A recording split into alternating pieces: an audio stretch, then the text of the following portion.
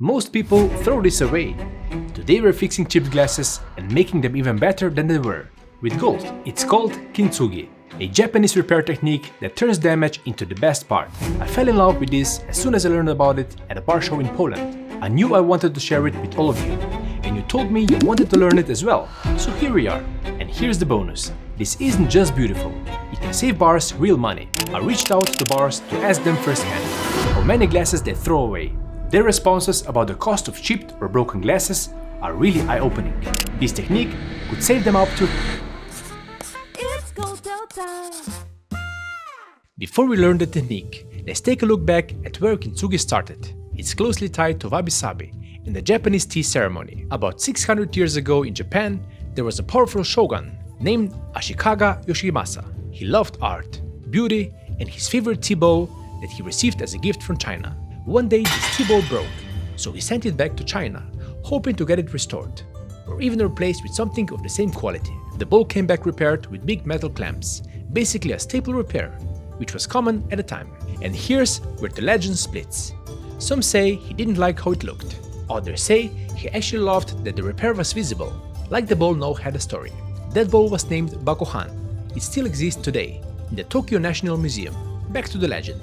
Yoshimasa then asked local craftsmen for a more beautiful way to repair a broken bowl and highlight the cracks instead of hiding them. So they started working with urushi lacquer, then finished it with powdered gold. And that's the idea behind Kintsugi. A crack isn't a failure. It's part of the story. It's what makes it beautiful. Traditional Kintsugi is a real art form that has developed over centuries and can take months to complete. It's mainly used for pottery with high sentimental value, but we'll adapt that for a faster turnaround, so you can use it for your favorite cocktail glassware. The goal is simple: make it look beautiful and useful again. As mentioned, there's another benefit. Here's what our friend Gabriel, bar manager at Sexy Fish in Miami, has to say about cocktail glassware. Glassware is not just a cosmetic thing, it's a hidden cost to it. More about those costs later on, but it can affect anyone making cocktails at home too. Between you and me, we've chipped or broken a lot of glasses in this studio, mixing glasses too, even a Chemex. And we did what everybody does: we threw them away. This time, we're doing the opposite. We are sacrificing a few pieces on purpose. Plus, I got a few chipped glasses from the bar I used to work at. All that so we can learn the technique properly and show you how to do it. I learned about this during the seminar at a better bar show in Poland. Alicia from Tech Cocktail Bar in Krakow is fixing glasses as a part of a bigger environmental issue in her country. Thank you, Alicia, for sharing your knowledge. Before we touch tools, we need to talk about safety. First rule: always check your glasses before you put them in front of a guest. This goes way beyond Kintsugi. You have to know what you're serving is safe. So before you serve anything to your friends or patrons in glassware that's been fixed, make sure you're really confident with this technique and the end results. Practice on test pieces, and don't forget about safety first. Always. Next, the gold.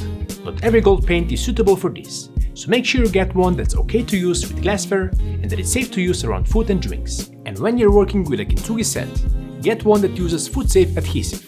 I'll link one below. Okay, to fix our chipped glasses, you basically need just a few main things: sandpaper or a grinding set, and the gold paint with a thin brush. The full Kintsugi set comes next, with the mixing glass. And don't forget about protecting yourself and your working surface. Step 1 is inspection. Make sure there are no cracks in the glass, because that could lead to a break further down the line. Then prep the glass by sanding the edge. Sanding paper works fine for a few glasses and gives you a nice feel for what you're doing. If you're doing a bigger number of glasses, you can use this handy grinding tool with multiple heads. Go slow, use light pressure, and keep checking your progress. You want a soft, clean edge to work with. So next, we clean it. Any dust or grease will ruin the finish, so wipe it well, then make sure it's dry. Now the fun part, the gold.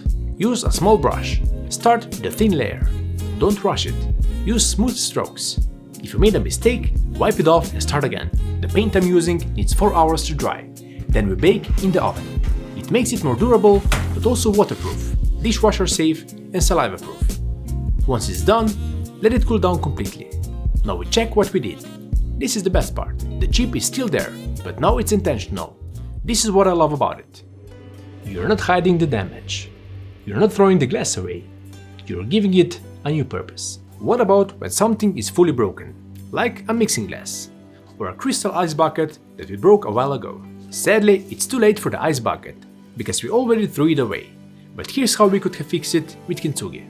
As for the mixing glass, breaking it with a hammer was a bit for show, but a break like this can happen quickly if you take it from a dishwasher and use it to make a cocktail before it fully cools down. If it broke in several pieces, first perform a dry fit, making sure you have all the pieces, so you can actually repair the mixing glass. If there's a small piece that's missing or has shattered, you'll fill it in later.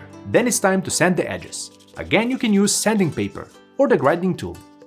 Wipe the edges with a damp cloth, and of course, clean your working surface. Next, mix the adhesive and the gold dust according to the instructions in the set. Traditional Kintsugi uses natural urushi lacquer and pure gold powder, which are both safe for food contact, but most modern Kintsugi kits use epoxy resin to simplify the process, and a lot of them aren't food safe. I'll link a food safe kit in the description. After you've mixed this for a few minutes, it's time to start applying the gold mixture on the broken edges and carefully sticking the pieces together. This takes a bit of skill and a lot of practice and precision. As you see, I'm not quite there yet either, but I'm trying and learning, and that's the fun part, right? For the best result, I would leave this to set for about 8 hours, then trim off the excess adhesive on both sides. This glass doesn't hold that sentimental value, and for filming purposes, I'm going on with the process to fix the entire glass. So it's repeating the process from before, and applying the Kintsugi gold mixture on all of the exposed edges. Once you have all the pieces together, you'll need to leave this to cure and set. Then we can trim off some of the excess before applying the golden finish. Traditionally, you would add another fresh and very thin coat of the golden Kintsugi mixture and sprinkle it with the golden dust. But I'm using the same golden color I used for fixing the chipped edges on glasses. This won't come in contact with the liquid, so no need to cure it in the oven. But if you do, make sure to use a lower temperature because of the Kintsugi resin. With that, our mixing glass is fixed and ready to be used, but also adored for its unique beauty. We'll talk about how much money that could save bars annually. But now that we have this beautiful glass fixed, it would be a shame not to use it for a golden throwback cocktail. Start with prepping the large ice block by carefully placing an edible gold leaf on top. Then into a chilled Kintsugi mixing glass, first add beeswax bourbon. Follow that with honey pollen cordial. I just posted detailed instructions on how to make both on the Cocktail Time Patreon page, link below. Now we add saline solution, plenty of ice, and stir until it's nicely chilled and diluted. Pour next to the ice block, and that's it. 24K Gold Rush served Kintsugi style. Now let's get down to the numbers. I reached out to a few bars to ask a simple question. How many chipped or broken glasses do you throw away? Plus, what's the price of those glasses? These numbers of course vary, depending on the size of the bar. But as pointed out by Gabriel from Sexy Fish Miami, glassware is one of the hidden costs of running a bar. In their cocktail bar, they can throw away anywhere from 24 to 36 chipped glasses in a busy week. We also heard from Arnaud from Barbello in Montreal. You know, on big weeks we can break 10, 12. So, you know, we try our best not to break all the glasses, but it's part of the business. If you hop over to Europe, Wax On, one of the best bars in Berlin, has on average 10 chips or breakages per week. Thank you to Guste for the info. And our friends from Silk and Fizz, who helped us test tequila for cocktails. Need to replace around 15 glasses per week in their cocktail bar in Ljubljana. This bar said the prices of glassware can vary, from $3 and up to $10 for specialty glassware. But let's take $7 as the average price. If we take an average of 10 to 15 chips per week, in a month that can bring the number of glasses thrown away to around 50 or 600 glasses per year. That's a yearly cost of $4,200. But a high volume bar like the Sexy Fish actually spends around $18,000 on glasses each year. And then there's Paradiso, former #1 bar in the world. So for Paradiso, we broke around 25 pieces of glassware every week for an average price of €13 each, between the rock glass that are less expensive to some handmade unique glasses made just for us at Paradiso. So we think we spend on broken glasses every year around almost €20,000. However, there are some bars that are already taking action to address this. Barbello has a technique to save lightly chipped glasses by torching the edges, and in Oslo, they're all in on Kintsugi. Adrian Mikalczyk from About Contrast Oslo attended the same seminar on Kintsugi And with this technique, they're saving chipped glassware and ceramic bowls.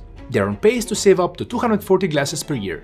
But just as importantly, it's not just about saving money, but it's also about the responsibility, choosing care over disposal, and finding the beauty in what already exists. Beautifully said. Now I'm asking you, if you run a bar, I'd love to hear how many glasses you throw away in a week. And if you don't run a bar, do you have a special glass that you'd never throw away? Let me know in the comments. And I hope you learned something new today. I'll see you in the next one. Cheers, friends of cocktails.